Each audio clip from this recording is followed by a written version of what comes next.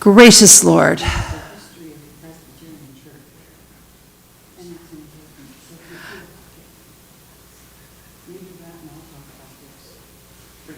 all right, are we all ready for a prayer?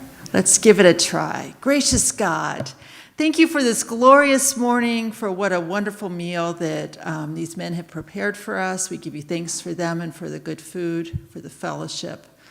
And Lord, for the life of ministry that didn't start in this place, but certainly continues here. We offer you thanks as well.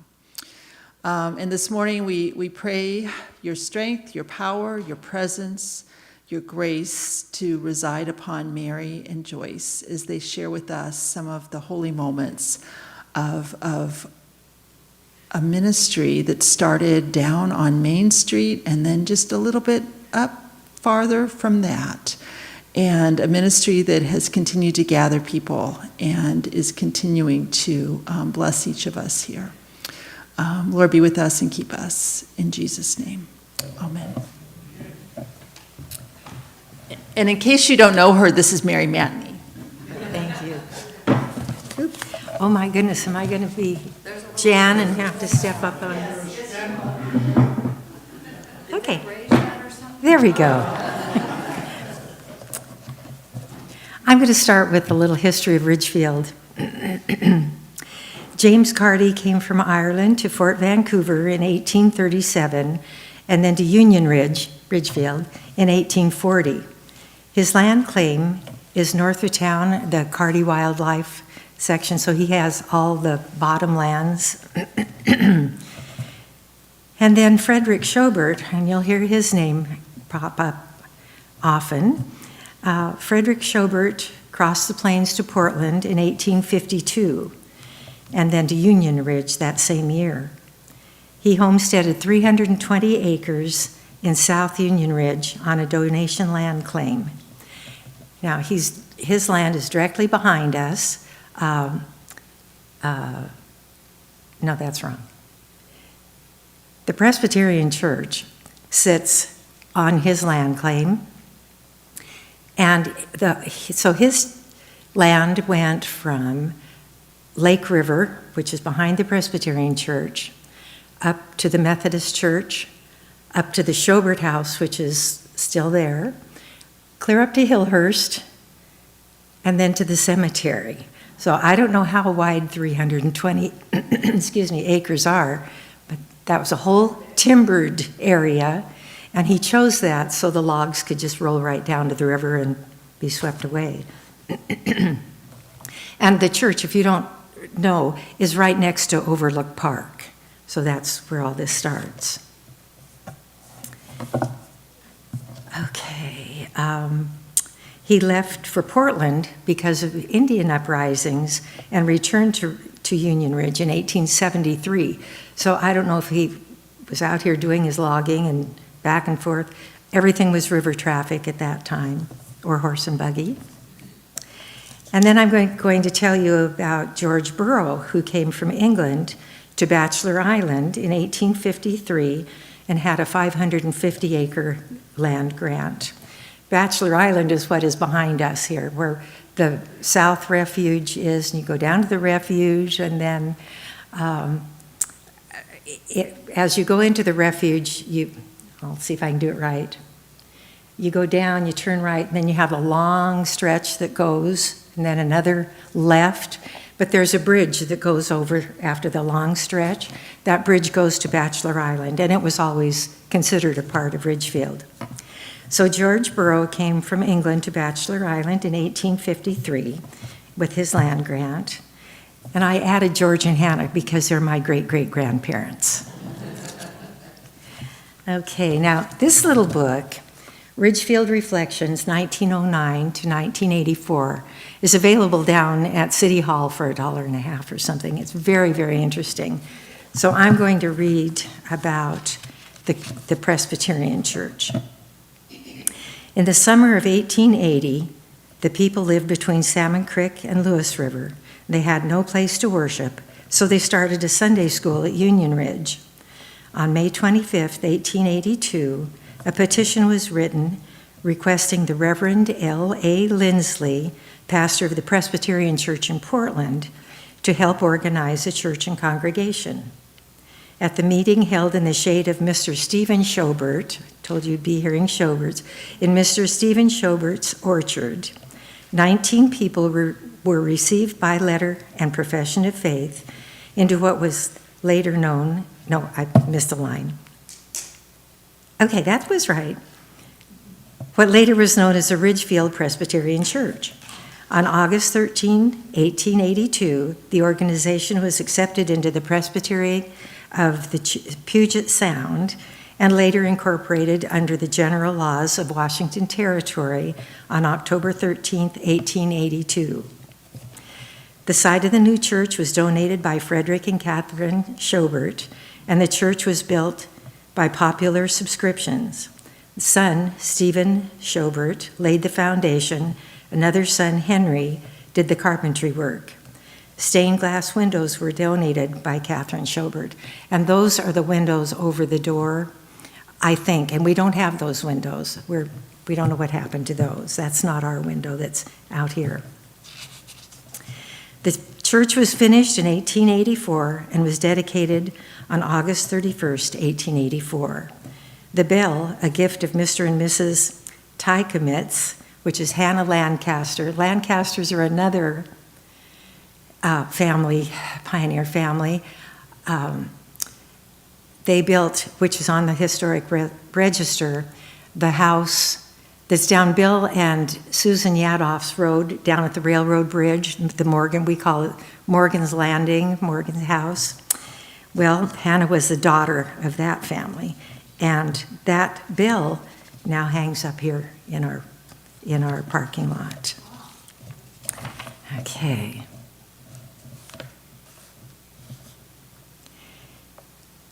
In April 1891, at the meeting of the Presbytery, the name of Union Ridge Church was changed to that of the Presbyterian Church of Ridgefield, which was later changed to the Community Presbyterian Church of Ridgefield. So that's where our community name comes in. On June 23rd, 1935, a beautiful stained glass window, our window, was dedicated to the pioneers of Union Ridge and Ridgefield by J.J. Bratley and family. The Bratleys had the sawmill down on Lake River, and which burned and they built, and it burned and they built, and finally the sawmill was gone. But that sawmill employed lots of the families. A lot of the men, my dad was one that worked down at the shingle mill, and some of the women did too. A few women worked down there. This window was placed in storage and has been mounted in the picture frame by Howard Hayden and hangs in, it says the sanctuary of the Community United Methodist Church, but that's our window out there. Okay, Joyce. So what? Yes, go ahead. What window, is it this building it's on in? Yes, it's, Or the old one? no, it's right out here, just off the fellowship hall. You'll see it when you go out. We'll point it out to you. Okay. One of our members, Hayden, went to the church. He was a Presbyterian, took the window out and brought it to this church. Yeah. Okay, so I don't have the same kind of history Mary does. I lived on the other side of the freeway on only 80 acres. And I didn't go, my family didn't go to church because one was Catholic and one was Methodist or Presbyterian.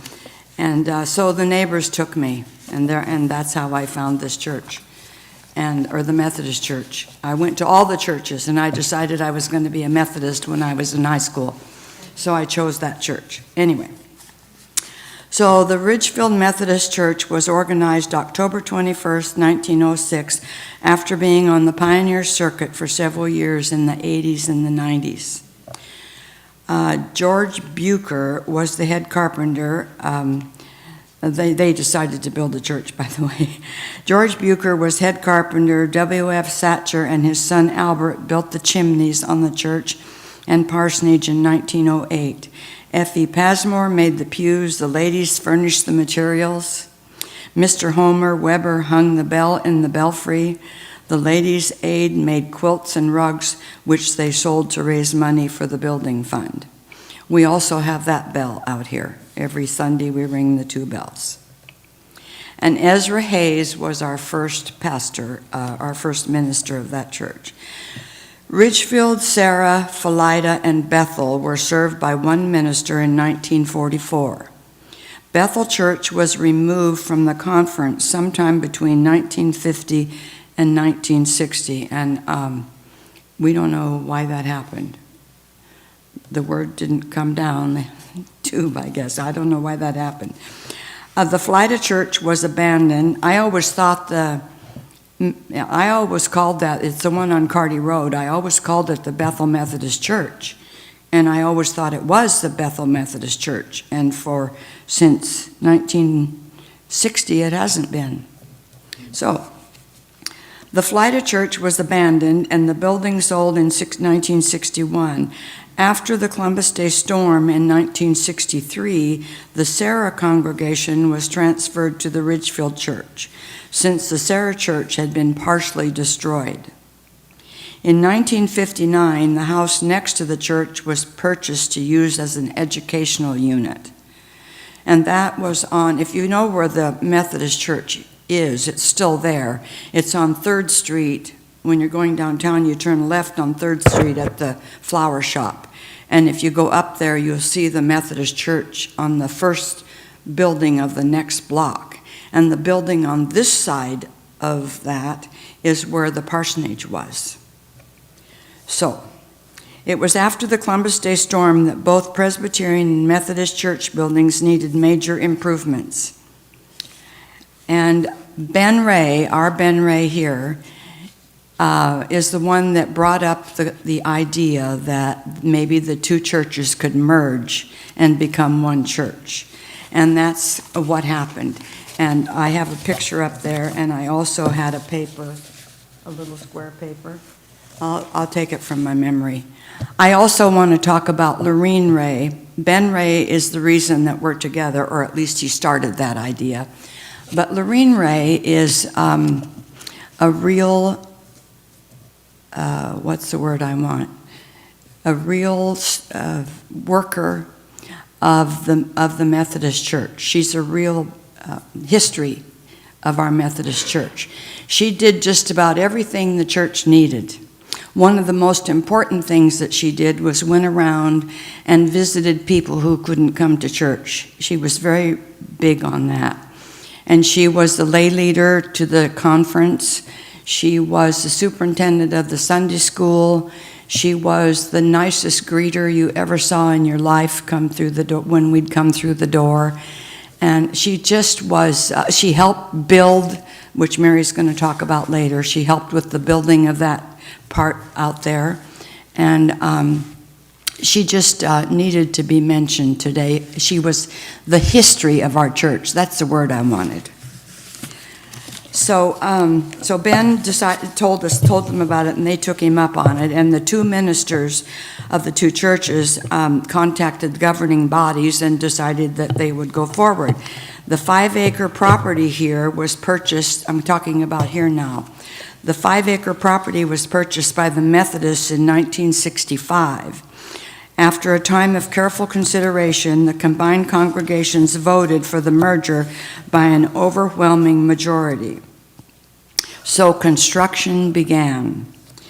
And during that time of construction, this is kind of interesting, I think, the 2 groups of people met 1 month in the Presbyterian Church with Pastor Mudge, and then they'd meet the other month with the Robert Roberts, who was the Methodist pastor, and they did that until the church was built. So they became a congregation by doing that. It's a good thing. And then we bought a new parsonage, and it's down there on Main and Sunset Lane. Hillhurst, here, and Sunset Lane. And then that's what we used for our parsonage. Let's see. Franklin Woolridge was our first pastor in our new church, and we started here February 15th, 1970. And our name was officially changed to the Ridgefield Community United Methodist Church. Both of these beautiful buildings, the parsonage and the church, were debt-free thanks to the benevolence of many of our congregation. All the funds that were raised were matched dollar for dollar by Cal and Betty Souther. I don't think they live across the street anymore, but they might. Does anybody know that? So the house was way down over the hill there. They have a big place down there. Isn't that right? Yeah, where they used to live. Yeah. I think that's just wonderful. We thank all these people for their love and devotion and their continuing support. Here's the thing I wanted about. See if I left anything out to my friend. No, I did it all. Oh, she was the membership secretary, which is my job now. I took it after her, so it was a good way to start.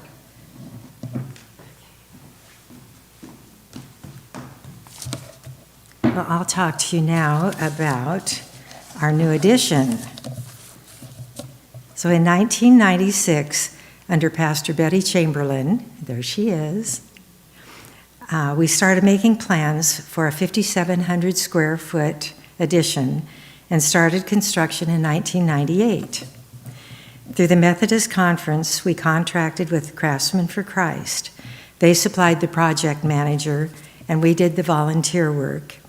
Bob Southard and I were the co-building chairs. Now, being we were volunteers, we couldn't use power tools, so everything was hand done. It was supposed to take 1 year. It took us 2 years, but we did it. Now, the addition started at our back wall here. We had the wing that goes down this way, the half of it. So we took the siding off, we saved all the siding, and anyway, we did it all. And it was a long, grueling project. We women and retired men worked every Tuesday through Friday, and Bob's crew worked Saturdays, holidays, vacations, but we did it. We got it done. So it started at the back wall. So we added the entry, the elevator, the stairs, the kitchen, fellowship hall, fireside room, restrooms, Sunday school classrooms, all down the east side, the southeast side. And then downstairs, we had a kitchen, the community area, youth room, restrooms, and storage areas. That whole addition has made a huge difference in our church. We wouldn't be where we are now without that, and it was just a huge project, but a good one. The parsonage was sold, the one here on Sunset, to help with the project. And then a housing allowance was added for the pastor at that time. And then in 2022, we installed a new HVAC system and a much-needed roof. So that's where we are today, and it's a great church. We're very happy that we did all of these things, but none of it would have happened without all of this history from 1855? Okay, so it's been a long and grueling time. Are there any questions? Yes. I'm curious about that original white church, which was, I guess, Presbyterian. Yes. What caused it to not continue as a church building? It was sold. A family bought it. Actually, it was a cousin of Geraldine and I. They bought the church and used it as a family home for their daughter. She raised her girls there, And then it sold again. It's been a wedding chapel, maybe a little restaurant. I don't know what all it's been, but it's been very many things. And right now, the person that owns it is trying to get memorabilia from the Presbyterian, she's trying to help with the history on that. Going to turn it into some kind of restaurant or whiskey? She's had many ideas, and I'm not sure what it's, I'm not sure what it's going to end up being, but I know they are restoring it. Yeah, so would I. It's been years since I've been in it. Actually, I was married in that church. So yes, that we don't know what's really going to happen to that church. Now, the Methodist church is being used as a church right now, the old Methodist. That's the one by the fruit, past the flower shop. Yes. Okay. Any other questions? Yes, Randy. Just a point of fact, my mother, Lorraine Ray, was raised Presbyterian. She was from Woodward. And her family went to the Presbyterian church, but she ended up at the Methodist church. Right. Yeah. Any others? Yes. Do you know why it was initially together, Methodist and the Presbyterian, but then eventually became Methodist only? Why was that? What decided that? Because Methodist? Well, we like to blame Ben Ray for that. Yeah, come, Joyce. We don't really know, do we? Well, yes, we do. I'm sure that the higher ups in the two hierarchies Oh, that's right.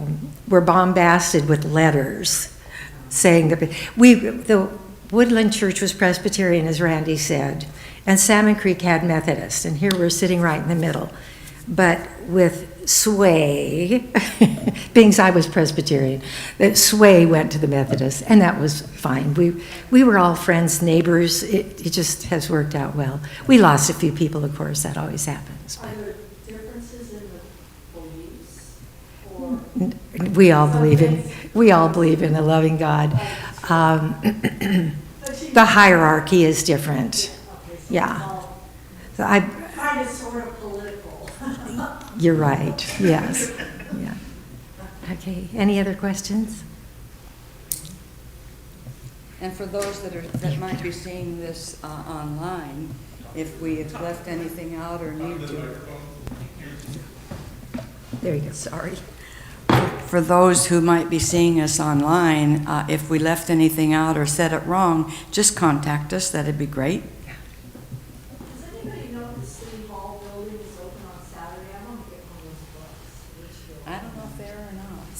I don't believe so. No, they're I not. don't believe it. And that's the building on Main, right? Yeah, Yes. the big They're With not the brick building. They're yeah. not one of the ones that moved into that. Right. They're still downtown in the old bank building originally. I think originally. Yeah. Yeah. Okay. Any other questions? Yes.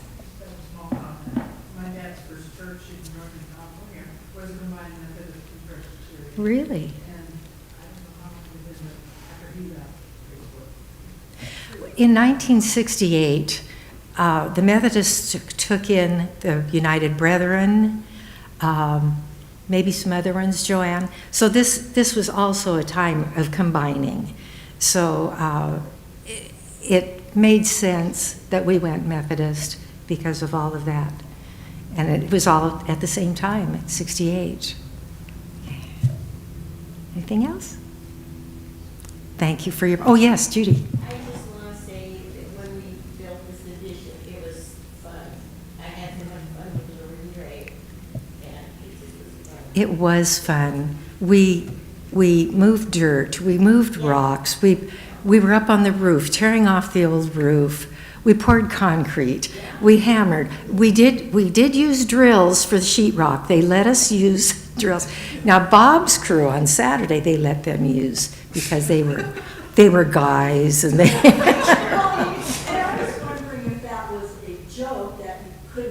power. It was for, what? OSHA. Yes, OSHA, They yes. said if it's a volunteer thing, you can't use power tools?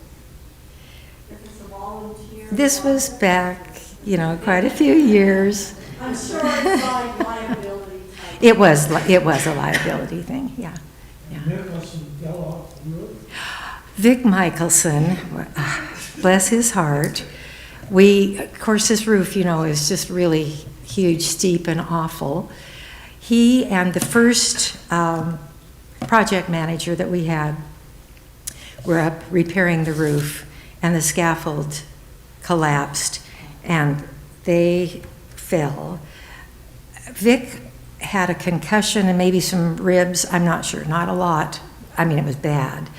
But the manager crushed his foot and ankle, and he had to be replaced. He did come to the celebration when we dedicated that, but he was still limping. This was 2 years later, so I believe they were the only two ever hurt on the project.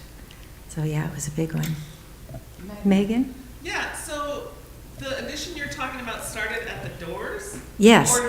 So This there's door. white line. Oh, this No. door, the sides This door was our entry. Okay. This was our entry. If you look at the ceiling, you can see the white line where it used We to be, had, right? we had partitions that, bifold type things back in the back, and they were the classrooms, a couple of the adults, and I think the high school at that time, the youth, they had that area. When we went through this, not the double doors, but the cry room door, that led us to the old kitchen, restroom, all to the Sunday school classrooms. Yeah. I wish we had pictures. We didn't do pictures, but it's in our minds, all that grueling work that we did. Yeah, Randy? I want to make a point about before the churches came together, when I was a little kid, there were 3 churches in Ridgefield, which was very small back then, and they all had bells. So on Sunday morning, you could hear the pealing of the different bells in town. I thought that was pretty special. That's something that stays in the Yes. And I think now that where we're ringing both bells every Sunday, all of the neighborhoods can hear. This was field over here, And Randy, they would have been like in a diamond shape. It must have Oh, come sounded here. really nice. Yeah. Barbara? He helped lay out he did part of this. Actually, all of these podiums in the back, those were built by Chris Swindell. And, then also, Chris and Diane's son built the mantle in the fireside room over the fireplace. So we have a lot of interconnection. Yeah, Bill helped with this, which we just had a little tiny area up here that we outgrew. We're kind of outgrowing it again. I imagine there's some plans to do maybe something else here. Bill didn't just help, he bossed. He was the boss. Bill. Yeah, that was before his stroke. Okay. Anything else? Okay, thank you for coming. Yeah.